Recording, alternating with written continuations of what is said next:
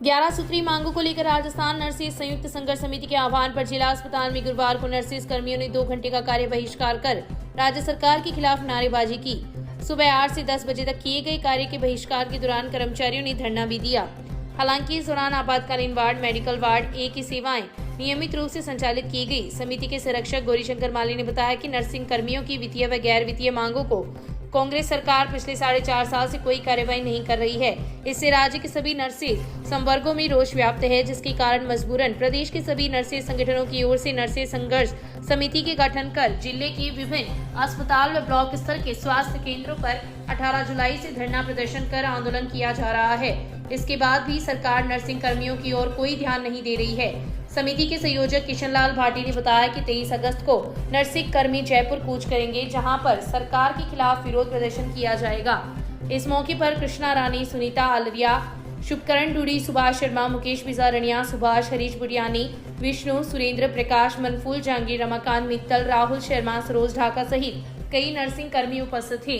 साथियों का हार्दिक अभिनंदन और स्वागत। जैसा कि आप सबको विदित है, पिछली 18 जुलाई से राजस्थान नर्सेज के सभी कर्मचारी संघर्ष कर रहे हैं और राजस्थान सरकार को, सोई हुई सरकार को जगाने का प्रयास कर रहे हैं। वैसे तो नर्सिंग कर्मचारी कैडर एक ऐसा महत्वपूर्ण कैडर है जो जनता की सेवा के लिए बना है और जनता की सेवा भी कर रहे हैं। उसके बाद भी ये सोई हुई सरकार नर्सिंग कर्मचारियों की ओर ध्यान नहीं दे रही है।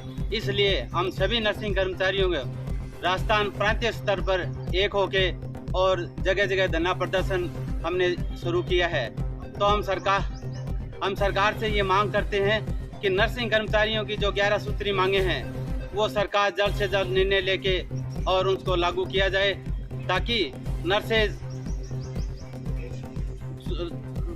में जो रोष है वो कम किया जा सके। राधा माधव सत्संग समिति के तत्वाधान में प्रजापति भवन के प्रांगण में संत हरिकृष्ण दास महाराज के सानिध्य में गुरुवार को साधक संजीवनी शोभा यात्रा निकाली गई, जो शहर की प्रमुख मार्गों से होती हुई पुनः प्रजापति भवन पहुंची। शोभा यात्रा के अंतर्गत राधा कृष्ण व गौमाता की झांकियां भी सजाई गई। शोभा यात्रा में शामिल श्रद्धालु अपने सर पर साधक संजीवनी की पुस्तक धारण किए हुए थे तथा भजन कीर्तन करते हुए चल रहे थे। शोभा यात्रा में समिति के पृथ्वीराज प्रजापत, सावरमल माटोलिया, सत्यनारायण सेदा, महेश प्रजापत, रामरतन प्रजापत, सुशील इंदौरिया, सुरेश मुरारका, लक्ष्मीनारायण प्रजापत, महेश जोशी, रामगोपाल मुरारका, सुरेश मुरारका, ओम सारस्वत सहित कई लोग उपस्थित थे। राजस्थान राज्य विधिक सेवा प्राधिकरण जयपुर एवं जिला विधिक सेवा प्राधिकरण की थीम नशा मुक्ति अभियान के अवसर पर अपर जिला एवं सेशन न्यायाधीश ऋषि कुमार व मुख्य न्यायिक मजिस्ट्रेट कन्हैयालाल पारी के निर्देशानुसार शराब व मादक द्रव्य की रोकथाम के लिए शिविर का आयोजन हुआ। तहसील के गांव लूंज की राजकीय स्कूल में आयोजित शिविर में सामाजिक कार्यकर्ता संतोष कुमार इंदौरिया ने कहा कि समाज में नशा एक अभिशाप बन गया है। इसकी रोकथाम के लिए आवश्यक जानकारी दी। संस्था प्रधान शिव शंकर शर्मा ने आगंतुकों का आभार प्रकट किया। इस अवसर पर उप प्रधानाचार्य मनोज कुमार अग्रवाल सहित स्कूल परिवार के सदस्य उपस्थित थे। कार्यक्रम का संचालन हरिकृष्ण इंदौरिया ने किया। 8 माह से लंबित मांगे पूरी नहीं होने पर राशन डीलरों ने रतनगढ़ ब्लॉक में राशन वितरण का बहिष्कार गुरुवार से शुरू किया है। बहिष्कार को लेकर क्षेत्र के राशन डीलरों ने गुरुवार को उपखंड अधिकारी डॉक्टर अभिलाषा को ज्ञापन भी दिया है। ज्ञापन में डीलरों ने अपनी समस्याएं बताते हुए कहा कि वे अपनी समस्याओं को लेकर कई दिनों से सरकार से मांग कर रहे हैं, लेकिन उनकी समस्याओं के समाधान की तरफ बिल्कुल भी ध्यान नहीं दिया गया है। अतः राशन डीलर 3 अगस्त से राशन वितरण का बहिष्कार करेंगे। ज्ञापन में उल्लेख किया गया है कि न्यूनतम गारंटी 20,000 अथवा 200 रुपए प्रति क्विंटल का कमीशन देने, 1% छिज्जत अन्नपूर्णा फूड पैकेट कमीशन 30 रुपए प्रति बैग देने तथा पिछले 6 माह से रुका हुआ कमीशन शीघ्र दिया जाने की मांग की। इस अवसर पर एसोसिएशन के अध्यक्ष मांगीलाल सारस्वत, पुरुषोत्तम इंदौरिया, पवन चांद गोटिया, श्याम सुंदर, शंकर सिंह, सावरमल, ओंकारमल, प्रहलाद स्वामी, राकेश सोनी, अंजनी कुमार सहित कई राशन डीलर उपस्थित थे। राशन डीलर यूनियन संघ की ओर से श्रीमान मांगीलाल जी, राशन डीलर यूनियन के अध्यक्ष के सानिध्य में हम श्रीमान मुख्यमंत्री अशोक जी गहलोत को श्रीमान SDM के माध्यम से ज्ञापन प्रेषित कर रहे हैं। वो इस बात का कर रहे हैं कि हमारी 8 सूत्रीय मांगे हैं, जिसको हमने आज के 8 माह पहले भी हमने श्रीमान मंत्री महोदय को अवगत कराया था, लेकिन उसका कोई सकारात्मक परिणाम नहीं निकला। इस वजह से हमने, जब तक हमारी मांगे नहीं मानी जाएगी तब तक हम राशन वितरण का बहिष्कार करेंगे। मांगे मानने के बाद में ही हम कोई सकारात्मक शहर की वार्ड संख्या 29 के आंगनबाड़ी केंद्र पर गुरुवार को महिला समूह की बैठक आयोजित कर सीवरेज प्रणाली के उपयोग की जानकारी दी तथा सीवरेज घरेलू कनेक्शन के लाभ के बारे में बताया। अधीक्षण अभियंता के अग्रवाल के निर्देशन एवं एक्सियन आरडीगर के मार्गदर्शन में हुई बैठक में जन सहभागिता इकाई के प्रवीण सिंह राठौर ने बताया कि स्नानघर रसोई के नालों पर जाली जरूर लगाएं ताकि किसी भी प्रकार की ठोस वस्तु चैम्बर में जाकर अवरोध पैदा न कर सके। उन्होंने कहा कि किसी भी प्रकार की कोई समस्या हो तो टोल फ्री नंबर पर सूचना दे सकते हैं। बैठक में आंगनबाड़ी कार्यकर्ता छोटू देवी, मेघवाल व प्रेमलता सहित मोहल्ले की दर्जनों महिलाएं उपस्थित थीं। राजकीय चालान कॉलेज की प्रथम वर्ष में प्रवेश लेने वाले विद्यार्थियों की कैटेगरी के अनुसार रिक्त सीटों के लिए पुनः आवेदन लिए जा रहे हैं। प्राचार्य कल्याण सिंह चारण ने बताया कि बीए प्रथम वर्ष में एसटी एवं एबीसी वर्ग के विद्यार्थी, बीएससी प्रथम वर्ष में एसटी व एमबीसी वर्ग के विद्यार्थी एवं बीकॉम प्रथम वर्ष में सभी वर्ग के विद्यार्थी प्रवेश के लिए पुनः आवेदन कर सकते हैं। ऑनलाइन आवेदन करने की अंतिम तिथि 10 अगस्त है। इसके पश्चात आवेदन नहीं कर पाएंगे जिन विद्यार्थियों ने कॉलेज में अपनी दस्तावेज वेरिफिकेशन करवाकर शुल्क जमा करवा दिया है तथा जिन्होंने पूर्व में ऑनलाइन आवेदन कर रखा है उन्हें पुनः आवेदन करने की आवश्यकता नहीं है। काव्य योगी किशोर कल्पनाकांत के 93वें जन्मदिन के अवसर पर 5 अगस्त को लूठो राजस्थानी कवि सम्मेलन का आयोजन किया जाएगा। किशोर कल्पनाकांत स्मृति शोध साहित्य संस्थान की ओर से शिवाजी सेवा संस्थान में आयोजित कवि सम्मेलन में राजस्थान के कई कवि व गीतकार शामिल होंगे।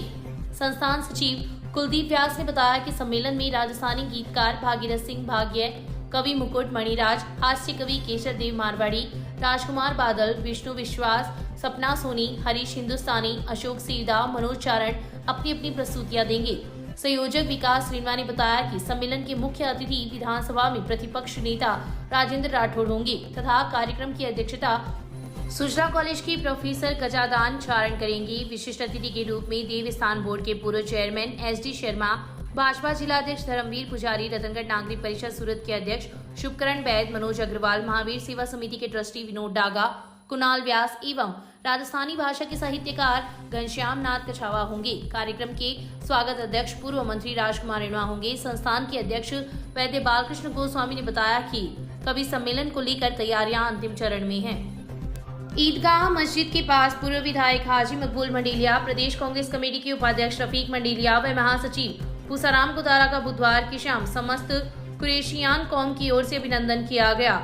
अभिनंदन समारोह को संबोधित करते हुए रफीक मंडेलिया ने कहा कि केंद्र की एनडीए सरकार की तानाशाही और जन विरोधी नीतियों से आमजन त्रस्त है। उन्होंने कहा कि मणिपुर व हरियाणा में चल रहा और केंद्र सरकार हाथ पर हाथ धरी बैठी हुई है। कार्यक्रम के अंतर्गत पूर्व विधायक हाजी मंडेलिया, गोदारा, कांग्रेस नेता हेमंत सारस्वत, युवा कांग्रेस के जिलाध्यक्ष आसिफ खोकर, ओबीसी प्रकोष्ठ के जिलाध्यक्ष नारायण बालान का भी सम्मान किया गया। पूर्व विधायक मंडेलिया ने कहा कि मंडेलिया परिवार ने जनहित में कभी समझौता नहीं किया है। गोदारा ने कहा कि केंद्र की एनडीए सरकार किसानों के साथ सोतीला व्यवहार कर रही है जिसके चलते पूरे देश के किसानों को नुकसान उठाना पड़ रहा है।